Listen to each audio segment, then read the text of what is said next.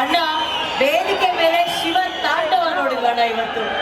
ನಿಜವಾಗ್ಲೂ ಆ ಶಿವ ತಾಂಡವ ನೋಡಿ ಬೈ ಚುಮ್ಮ ಇವತ್ತು ಅಷ್ಟು ಅಭಿಮಾನಿಗಳು ನಿಮಗಾಗಿ ಎಲ್ಲರೂ ಕಿರಿಸ್ತಾ ಇದ್ದಾರೆ. ಹೆಂಗನ್ಸು ಹೆಂಡ್ರಿ ಅಣ್ಣದು? ಅಣ್ಣ ಮೊದಲನೇದಾಗಿ ಟ್ರೈಲರ್ ಲಾಂಚ್ ಇವೆಂಟ್ಗೆ ಸ್ವಾಗತ. ನಿಮಗೆ ಟ್ರೈಲರ್ ನೋಡಿದ್ರಿ, ಮೆಚ್ಚಿದಿರಾ? ಆಕ್ಚುಲಿ 40 ಇಯರ್ಸ್ ಮುಂದೆ 41 ವರ್ಷ ಹೇಳ್ತಾ ಇದ್ದೀನಿ. ಫೆಬ್ರವರಿ 1 41 ವರ್ಷ. ನನಗೆ ಫಸ್ಟ್ ಫಿಲ್ಮ್ ಆನಂದ್ ಹೆಂಗೆ ಅನಿಸ್ತು, 45 ಅದೇ ಭಯ, ಅದೇ ಭಕ್ತಿ, ಅದೇ ಪ್ಯಾಷನ್. ಯಾಕಂದರೆ ಫಸ್ಟ್ ಸಿನಿಮಾ ಇರ್ಬೋದು, 100 ಸಿನಿಮಾ ಇರ್ಬೋದು, 125 ಇರ್ಬೋದು, ಬಟ್ ಯಾವ ಸಿನಿಮಾ ಮಾಡಿದ್ವಿ ಹೊಸ ನಿರ್ದೇಶಕ, ಹೊಸ ಟೆಕ್ನಿಕಲ್ ಟೀಮ್.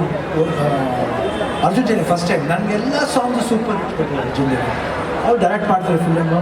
ಕತೆ ಕೇಳಿದಾಗ ನನಗೆ ಭಾಳ ಇಂಪ್ರೆಸ್ ಆಯಿತು. ಅಂದರೆ ಹೆಂಗೆ ಐಡಿಯಾ ಬಂತು, ನಾನು ಇವಾಗ ಹೇಳ್ಬೋದು ಏನು ಬೇಕಾದ್ರು.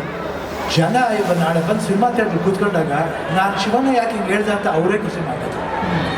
ಯಾಕೆ, ಎಲ್ಲಿ, ಏನಿದೆ ಸಿನಿಮಾದಲ್ಲಿ ತಮಾಷೆಗೆ ಹೇಳ್ತಾರೆ. ಖಂಡಿತ ಅವ್ರು ಹೋದಾಗ you will go into the film. ನಿಮ್ಮ ಬದುಕು ಎಲ್ಲ ಜೀವನದಲ್ಲಿ ಒಂದು ಸೈಕಲಿಂಗ್ ಹೋಗಿ ಬಂದೇ ಬರುತ್ತೆ. ಯು ವಿಲ್ ಫೀಲ್ ಲೈಫ್ ಅಂದರೆ ಏನು ಅಂತ ನೀವು ಅಲ್ಲೂ ಫೀಲ್ ಮಾಡ್ತೀವಿ.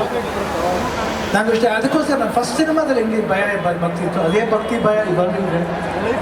ಫಸ್ಟ್ ಸಿನಿಮಾ 20 ಸಿನಿಮಾ ತಕ್ಷಣ ನಾನು ಏನೇನೋ ಮಾಡ್ಬಿಡ್ತೀನಿ ಅನ್ನೋದಲ್ಲ. ಇವತ್ತು ಬಂದರು ಪಾಪ ಅರ್ಜುನ್ ಜನ್ಯ ಈ ಮಗು ಕ್ಯಾರೆಕ್ಟರ್, ಅಂದರೆ ನನ್ನ ಕ್ಯಾರೆಕ್ಟರ್ನ ಎಷ್ಟು ಆಸೆ ಇಟ್ಕೊಂಡಿರುತ್ತೆ. ನಾನು ಈ ಸ್ಟೈಲೇ ಮಾಡ್ತೀನಿ ಅಂತಲ್ಲ, ಅದು ಅಹಂಕಾರ ಆಗುತ್ತೆ. ಅವ್ರಿಗೊಂದು ವಿಷಯ ಇರುತ್ತೆ, ಶಿವಣ್ಣನ ಈ ರೀತಿ ತೋರಿಸ್ಬೇಕಂತ.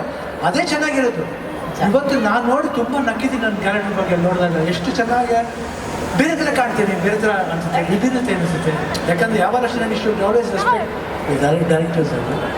ಅದಕ್ಕೋಸ್ಕರ ಇವತ್ತು ಅಷ್ಟೇ. ನನಗೇನು 129 ಸಿನಿಮಾ ಮಾಡಿಬಿಟ್ಟು ಅಷ್ಟೇ ಇಲ್ಲ, ಇನ್ಮೇಲೆ start. I should think every film is a beginning. That's what I feel. ಅಂದ್ರೆ ಸಿನಿಮಾ ಟೈಟಲ್ ಲಾಂಚ್ ಆದಾಗಿನಿಂದ ಎಲ್ಲರ ತಲೆಯಲ್ಲೂ ಓಡ್ತಾ ಇರೋದು ಒಂದೇ ಪ್ರಶ್ನೆ, ಏನಿ 45 ಅಂದ್ರೆ ಏನು? ಅರ್ಜುನ್ ಸರ್ ಹತ್ರ ಕೇಳಿದೆ, ಅವರು ರಿವೀಲ್ ಮಾಡಿಲ್ಲ. ರಾಜ್ ಹತ್ರ ಕೇಳಿದ್ವಿ, ಜನ್ಯಾಜಿ ಕಮ್ ಅಂತ ಅಣ್ಣನೇ ಕರೆದ್ರು ಬಹಳ ಪ್ರೀತಿಯಿಂದ. ಜನ್ಯಾಜಿ, ನಿಮ್ಮ ಹಾಗೂ ಶಿವಣ್ಣ ಅವರ ಕಾಂಬೋ ಬಜರಂಗಿ 2, ವಜ್ರ, ಕಾಯ, ವೇಗ ಇದರಲ್ಲೆಲ್ಲ ನೋಡಿದೀವಿ. ಆ ಮ್ಯಾಜಿಕ್ ಅನ್ನ ನಾವು ನೋಡಿದೀವಿ.